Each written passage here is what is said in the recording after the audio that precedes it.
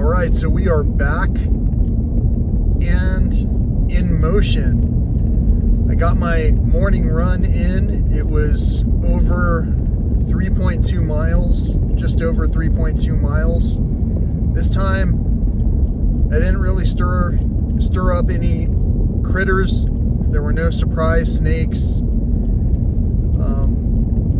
It was kind of quiet. So that was a little bit concerning, but only in a way where it's like I notice the difference. I keep saying I'm not worried, and I can be contradictory if I say that things that I'm seeing are concerning, because that means that I'm in a state of discomfort, dis-ease. And what I have to continue to fine-tune is the broadcast message that, well, things are struggling. However, as you can see in some cases, there is progress even despite the challenges. And in some particular cases, energy has to be expended in a way that balances the equation. So with not much more to say about it, it's like a tax. Even the word and the words, attacks, like someone attacks someone else, or attacks, like there is a tax charged for something else. Attacks. Even the words and the way that they could be blended together and thought about are something that we can either be agitated from or a little bit more neutral about, because maybe we know that a tax levied in addition to some other charge of some sort is what helps to build the foundational underpinnings of what this nation has to offer, of what whatever nation is taxing has to offer. All of those things that we have to offer include the exchange between ourselves as we pass one another in traffic. You might notice I keep waving to the oncoming traffic. Sometimes I'll be surprised because I can make eye contact with the other person. And, you know, we might be wearing sunglasses, but you can tell when someone sees something in the mannerisms of whatever it is that's approaching them, where recognition it becomes a communication point. If we can see recognition in one another's eyes, the wave might become a little bit more friendly. You know? It's like sometimes you might get tired of just waving when no one else ever waves back. Before long, we don't even acknowledge that there's oncoming traffic at all. Do you see how health and wealth lead to conservation?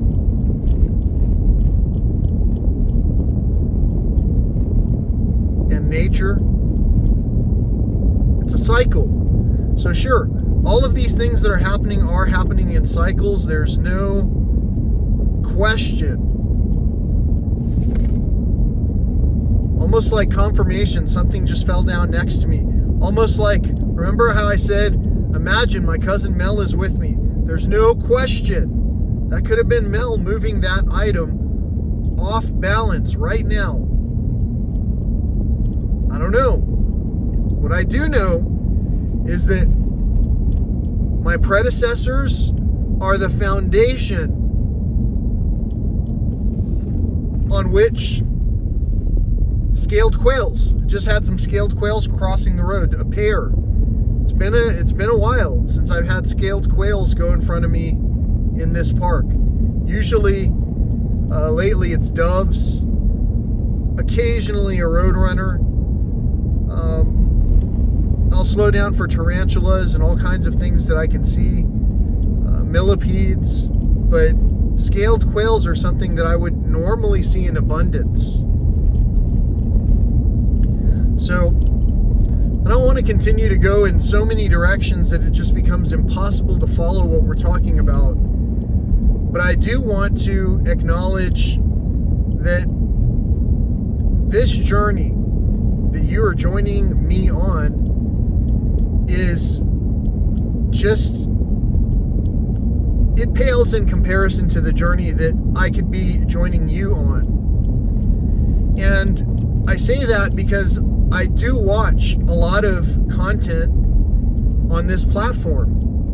And on this platform, there are so many people that are absolutely sharing the truth. And sometimes we're all recognizing that we're sharing different versions of sometimes an incomplete truth. And we're able to acknowledge that because in one another, we can either acknowledge we recognize one another. I get what you're saying. And that's why I'm able to share some kind of feedback by clicking on the comments and entering something of relevance that helps someone else to have a conversation. Like yourself. Like what you would want. If you would want to be approached, you need to be approachable.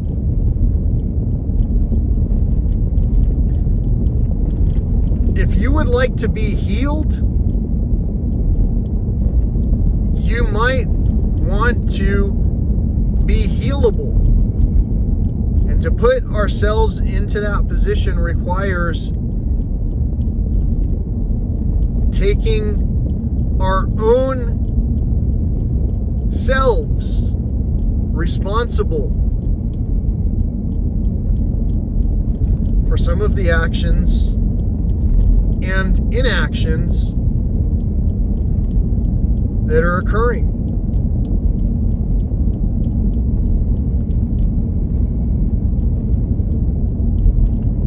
It's been a while since I've seen a lizard cross the road here, but I did see several pockets of quite a few lizards. And that's what I was getting to earlier. You know, I'm trying to share a message that says there are springs in the desert. You can train to have your own burrow springs in your calves. In places where the transformation can be so sudden that it might actually be called miraculous. And for some of us in this global situation that we're experiencing right now, some of us are looking for miraculous. We're not looking for that, well, if I get that certificate 2 years from now, then I'm going to be able to apply that foundation to the underpinnings of an understudy under the guise of benefits and retirement. Benefits and retirement, what are we wanting to do to be happy? Is it just more of the entertainment with less of the hours that we have to put into something else? Well, if that's true, then we might be in the incorrect line of employment. And if we're not able to focus on what we came to see, if we're not able to remember what we saw with one another on these channels, virtually or otherwise, if we're not able to remember with clarity these beautiful experiences that we're having with one another, then we might want to remember. Some segments would call it prayer and fasting. Some segments would call it meditation and yoga. Some segments would call it exercise. Some segments would call it exorcism. Whatever segment someone is wanting to give credit to, may we actually, in fact, give credit and give thanks. So I give thanks to you for watching, for understanding that this is a channel that is trying to dig down to the foundation of gratitude and to dig down to the foundation of remembering that we can only really control ourselves and appreciate the outcome. Everyone else is unique to their own build. The only direction that we can use a little inspiration for is maybe the direction of peace. And some people can't achieve peace because in the presence of too much peace, we begin to sometimes fear the things that are not to be feared.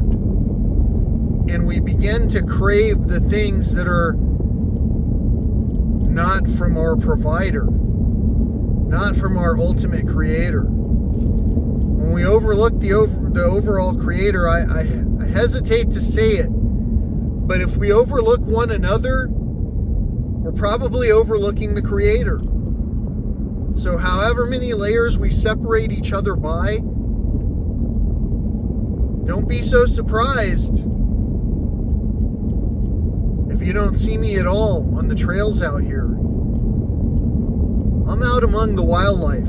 Sometimes I'll tell people my dreams. I'll tell them, hey, guess what? I got placed in so-and-so campsite and it has this unique shade feature. And you'll share that dream with someone and they'll say, well, hopefully the wildlife isn't thinking the same thing. Even knowing that the person that they're talking with would be thrilled to share the shade with the wildlife, with the nature that surrounds us.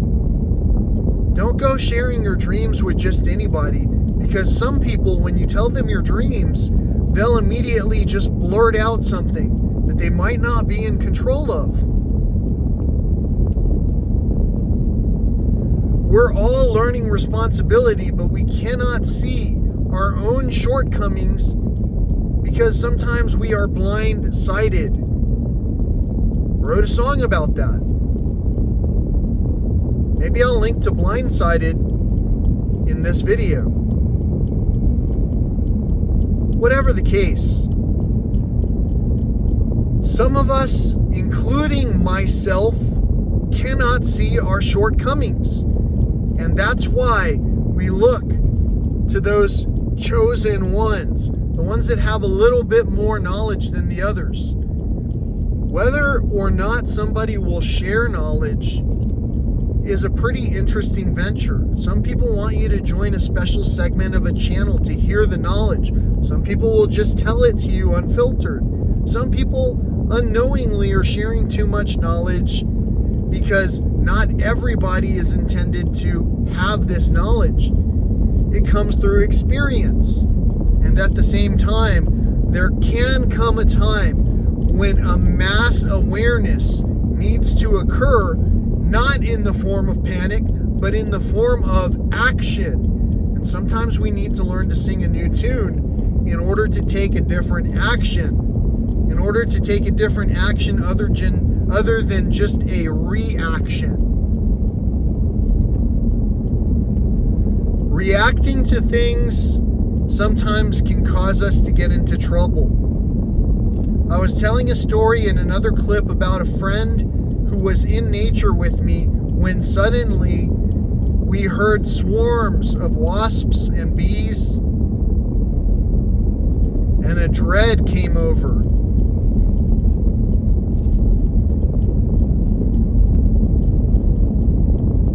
We had to immediately try to find a place to shelter because of the feeling and the physical, even affecting the respiratory system, the physical manifestation that was happening from hearing the wasps was causing at least one in our group to panic.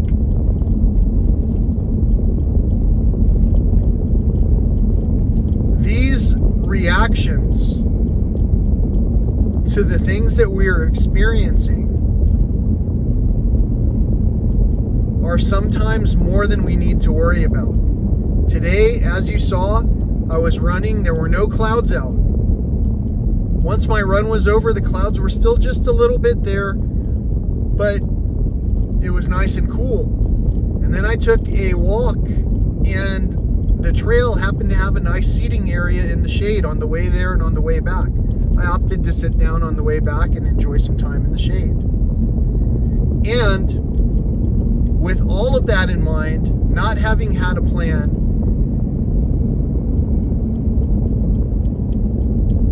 what I want to say is that is the experience that I would have had I had my cousin Mel here. It was challenging. Since I didn't have my cousin Mel here, I did it a little bit more unusually than I would have in the past. I haven't had any kind of meals today, for an example. It's already past noon. I've only had water. And the truth is, I'm not hungry. Whatever reserve I have on my persona is what I've been tapping into when I transition from being meat and sugar addicted to, I guess what they would call, to becoming fat adapted. That's where my body is burning through my fat reserves. We all have fat reserves. Some of us have a little bit more fat reserves than others. That's not a big deal.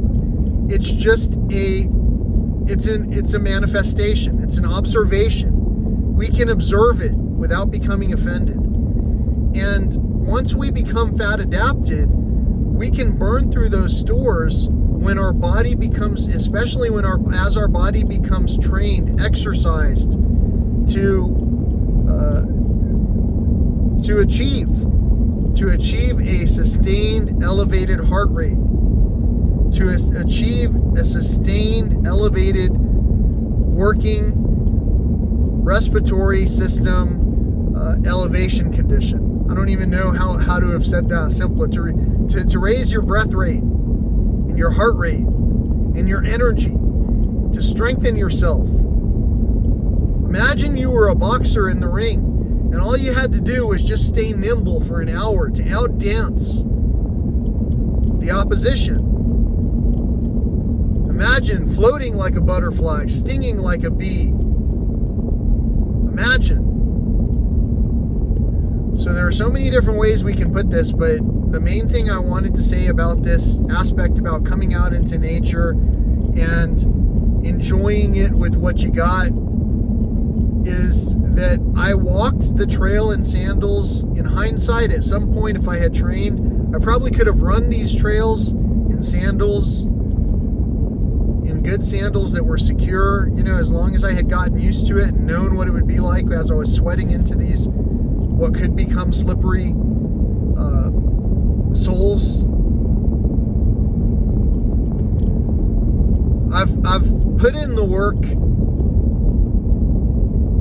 but I haven't focused enough on sharing how restorative, how beneficial that it is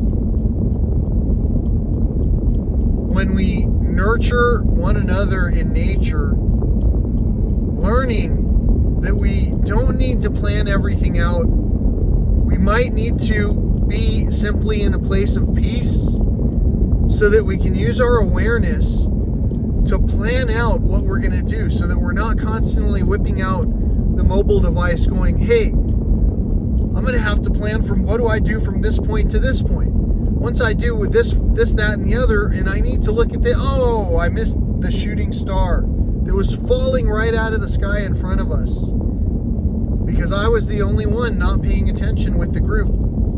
And sometimes that can lead to forgetting that moment ever occurred. When we're not present in the moment, we're not even able to follow a story for long enough to go, yeah, I've had something like that happen to me. We all might have. And so we all know how it feels. It's not something to be ashamed of. It's something to be aware of. in our training, as we train one another to become less insecure, to become less agitated, to become less anxious, as we exercise out from one another those demons that know that they can't stand what we're doing, then we recognize that there is power in unity. Unity inevitably is celebrating life. Imagine had I had an accident on that last trail. I was thinking about one of the statements I made earlier about if I had fired off 3 gunshots in succession, asking for help, there may never have been anyone to hear those gunshots. In this particular case, on my way out of the hike, 2 trail volunteers passed me. What's interesting is that after we had passed one another, not that far from there, I came upon some trash, some trail trash. And that trail trash was there beforehand, but this time it was disturbed, as if someone kicked it up. And I found it interesting that the only people who could have done that were my trail volunteers who had just come by. The trail volunteers who get to wear a uniform, who get to drive a government vehicle, and who get to walk these same trails the same as I do, but get paid for it in volunteer perks, I should say. The trail volunteers aren't even volunteering to pick up the trail trash. So who does that leave? It might just leave you and I. And for that reason, some of what I want to capture in these messages, some of what I want to share about friends and family and coming into nature and regarding these stories with the humility that they're presented with, and some of these scenes that we're seeing play out over and over, where we're seeing the things that we're seeing collectively, because I'm sharing this publicly, so there's a collective group who's seeing the same story. Seeing all of this and seeing how difficult it is to be brave enough to speak up on one's own has really opened my eyes to the fact that, well, if I can't help anybody else to enjoying something like this, I have to help myself. And then at that point, whatever was meant to be and whoever was meant to come to these areas to see these types of things, to at least visit this type of possibility of a shared energy, that can be experienced real time, 24/7, no matter what area we're in.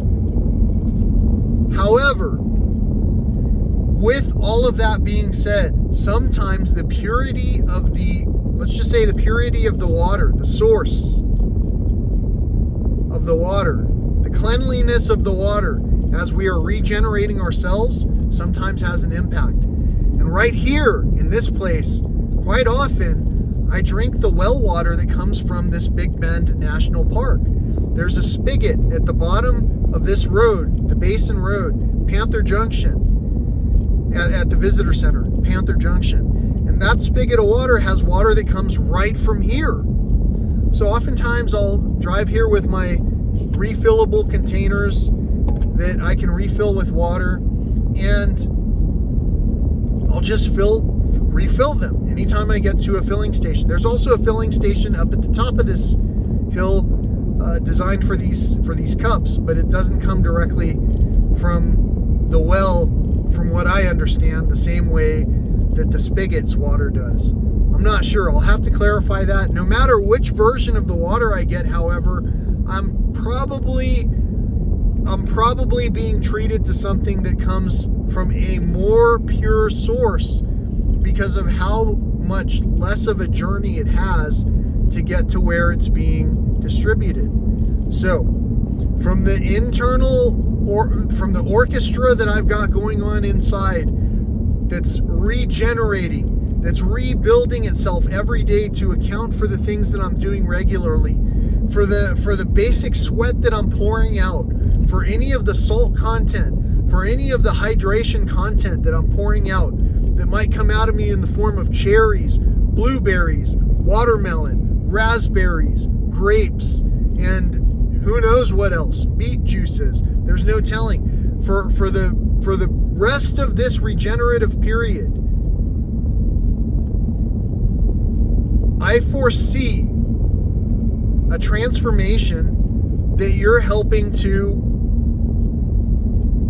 accomplish. And in so doing, I'm returning the favor, I'm returning the energy, I'm returning the waving. Whether someone's waving back or not, clicking on the thumbs up, clicking on the comments, clicking on share, clicking on subscribe, whether someone's interacting or not, we know that the power in numbers is undeniable. And right now, we have to really recognize how much greater the power of light is in the face of darkness. In the face of darkness, light obliterates darkness the instant that there's any light at all. So the only thing that we can actually fear is losing that spark of inspiration, that spark of joy, that spark of praise, that spark of wellness. Because once we let out that spark of hope, once we let that true festering illness of fear to set in, it can be hard to overcome. Thankfully, it generally rots itself away. And if there's an infestation, that's what happens. The decay sets in, and what's strong will survive. And if there happen to be 1,000 more flowers right now that bloomed a little bit late because of all of the unusual rains, and if there happen to be some time tried weary bugs that are flying around, that are finding these billions of flowers, well, they're wealthy beyond compare. There was no currency that had to be exchanged except for the will to survive, the will to love, the will for life. So, till next time, thank you so much for enjoying this journey. I hope you've enjoyed this ride. We're riding up to the basin where hopefully I will erect my tent, and at that point, basically, I'll be able to rest comfortably under the shade tree. And I really do hope to see the wildlife that wants to enjoy the shade tree along with me. I can't imagine how many different birds want to sing under the tree or in the tree, and there's no telling what else will come by. You know, just a month ago, the bears were active at the campground, and late at night, I heard something calling out. It could have been a bobcat. I'm really not sure. I couldn't quite identify it, but it's a great time to be in Big Bend National Park right now. I'm glad that we have done what we could to recognize these places, and I'm also looking forward to a point when we can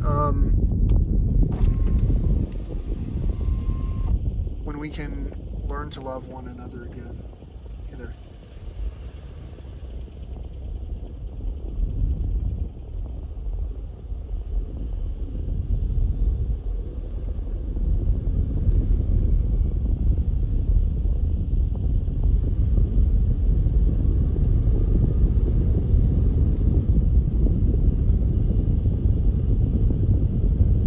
what they saw, but they were looking right up the mountain here. I should have asked.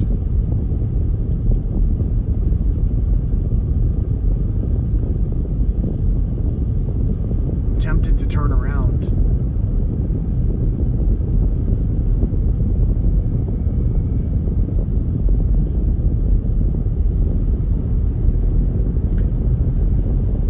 I think though, my approach has generally been pretty consistent.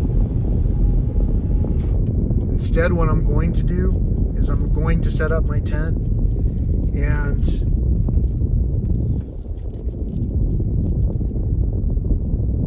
I think that we'll see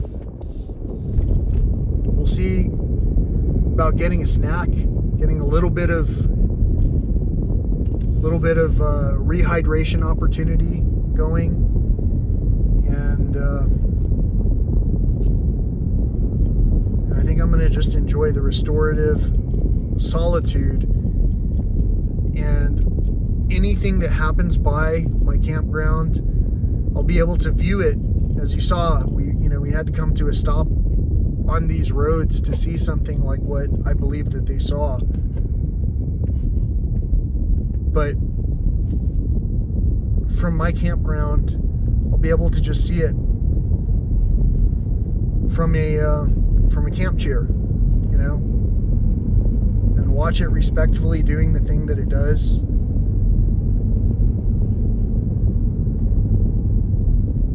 And hopefully you'll get to see it too.